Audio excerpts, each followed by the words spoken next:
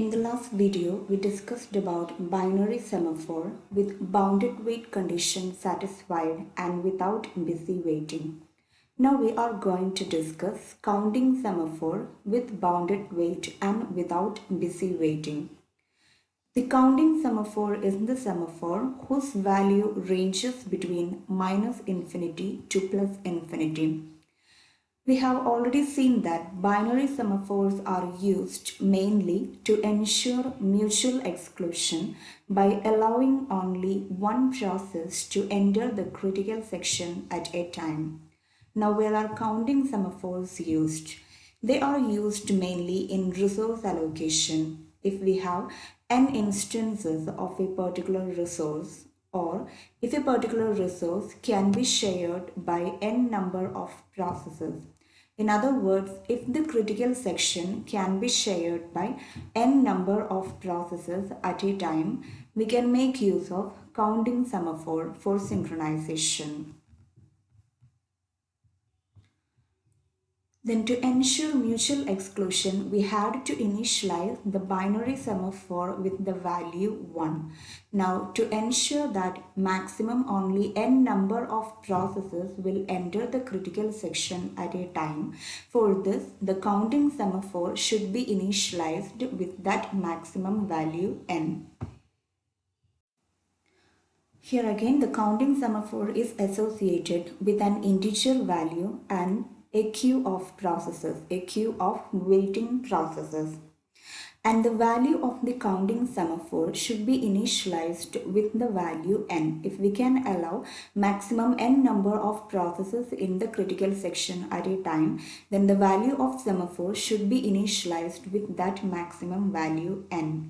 Then at any time, if the value of semaphore is a positive number, if it is positive I, then it means currently I number of processes can enter the critical section. Thus, if a process executes the wait function now, will be able to enter the critical section. And if the value is 0, it means 0 number of process or no process can enter the critical section now.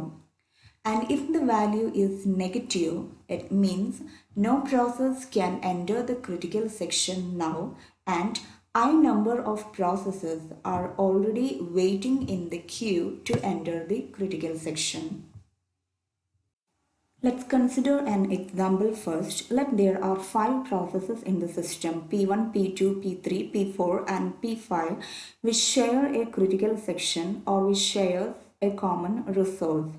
Then let maximum 3 number of processes are allowed to enter the critical section at a time. In other words, there are 3 instances of this resource. Then the value of semaphore should be initialized with the value 3. Now P1 wishes to enter the critical section. The current semaphore value is 3, which means now 3 processes will be able to enter the critical section. Thus P1, which executes the wait function now, can enter the critical section. Then P1 will decrement the value to 2 and will enter the critical section. Now let P2 make a try to enter the critical section. It executes the wait function. The current semaphore value is 2, which means now maximum 2 processes will be allowed to enter the critical section. Thus P2 will be able to enter the critical section. P2 will decrement the value to 1 and enter the critical section. Now suppose P3 is trying to enter the critical section by executing wait function. The current semaphore value is 1, which means one more process will be allowed to enter the critical section. Thus P3 will decrement the value to 0 and enter the critical section. Now suppose P4 is also trying to enter the critical section by executing wait function. The current semaphore value is 0, which means no more process will be allowed to enter the critical section now. It's completely occupied. Thus, P4 will decrement the value to -1 and will add itself to the waiting queue associated with the semaphore. Thus here, busy waiting is avoided. The process will add itself to the waiting queue and move to the blocked stage. Now suppose P5 is also trying to enter the critical section by executing wait function. The current semaphore value is -1, which means no more process will be allowed to enter the critical section, and one process is already waiting in the queue to execute the critical section.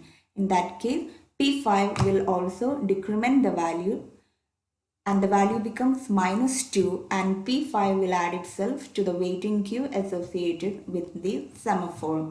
Thus the current semaphore value is -2, which means two processes are already waiting in the queue to execute the critical section, and the critical section is completely occupied with the maximum number of processes allowed.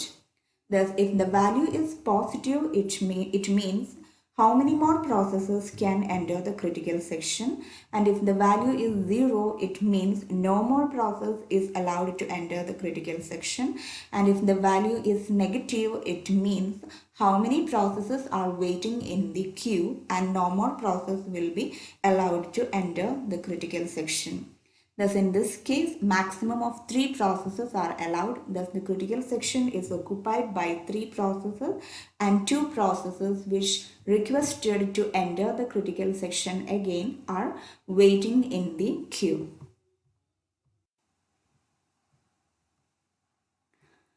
Now suppose P1 completed the critical section. While exiting from the critical section, P1 will execute the signal function, and the signal function is an increment function.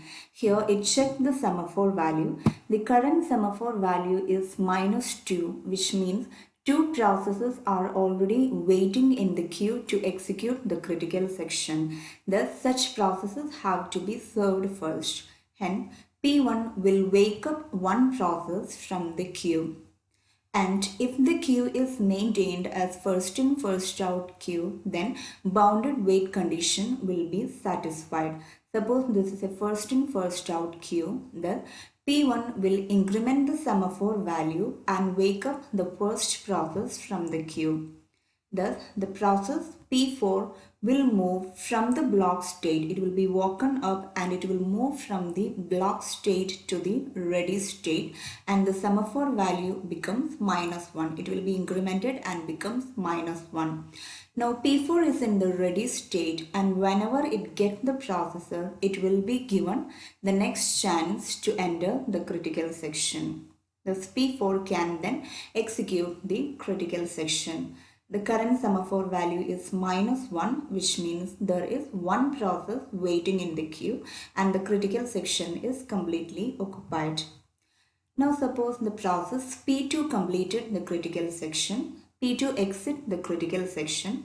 It will execute the signal function by incrementing the semaphore value to 0 and waking up one process from the queue. Thus the process P5 will be removed from the queue. It will move from the block state to the ready state. Then whenever it gets the processor, P5 will be able to execute the critical section next. Then suppose P4 completed the critical section. While exiting from the critical section, it checked the semaphore value. The current semaphore value is 0, which means no more process is waiting in the queue. Hence, no need to wake up any process from the queue.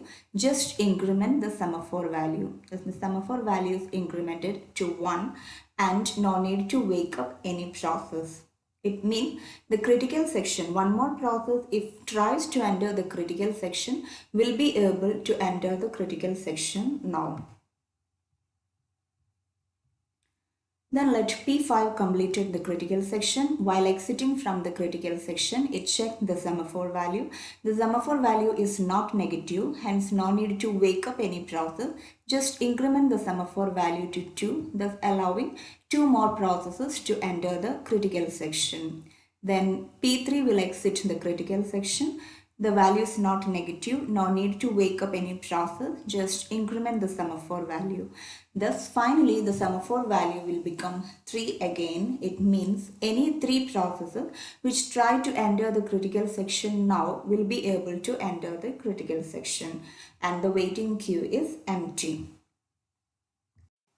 This is the algorithm. The semaphore is associated with an integer value and a list of processes, a list of waiting processes, and the semaphore value should be initialized with the value n if we can allow maximum n number of processes to enter the critical section at a time maximum.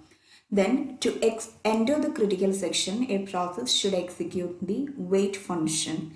In the wait function, the process will first of all decrement the semaphore value. So in the beginning, if the semaphore value is positive, it means the process can enter the critical section. So at this point, if the value is positive, then after decrement, the value will be either positive or 0. In both cases, the process can enter the critical section.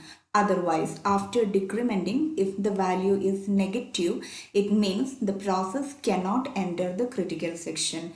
Hence, the process will add itself to the waiting queue associated with the semaphore and move to the block stage.